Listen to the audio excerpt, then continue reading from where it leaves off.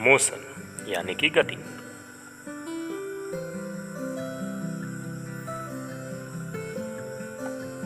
जब किसी ऑब्जेक्ट को हम एट रैंडम जिगजैग पाथ में मूव कराते हैं तो हम कहते हैं कि ऑब्जेक्ट का पोजीशन चेंज हो रहा है, और ऑब्जेक्ट का पोजीशन चेंज होने वाले प्रोसेस को मोशन बोलते हैं। जब ऑब्जेक्ट का पोजीशन चेंज हो रहा आता है तो हम कोई रेफरेंस पॉइंट लेते हैं जिसके रिस्पेक्ट में बोलते हैं कि ऑब्जेक्ट का पोजीशन चेंज हो रहा है। यहाँ पे वो रेफरेंस पॉइंट वॉल्स हैं।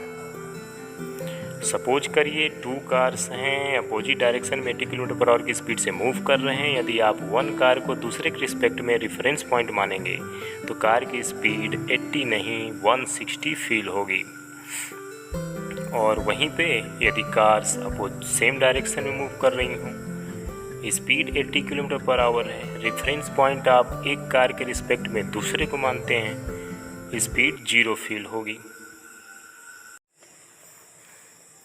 अर्थात यदि आप चाहते हैं कि किसी ऑब्जेक्ट का पोजीशन चेंज हो रहा है या नहीं हो रहा है, इस बात की जानकारी लेना चाहते हैं, तो आपको रेफरेंस पॉइंट हमेशा एक फ़िक्स पॉइंट मानना पड़ेगा, जैसे कि वॉल्स, बिल्डिंग्स, रेलवे स्टेशन, आपका घर।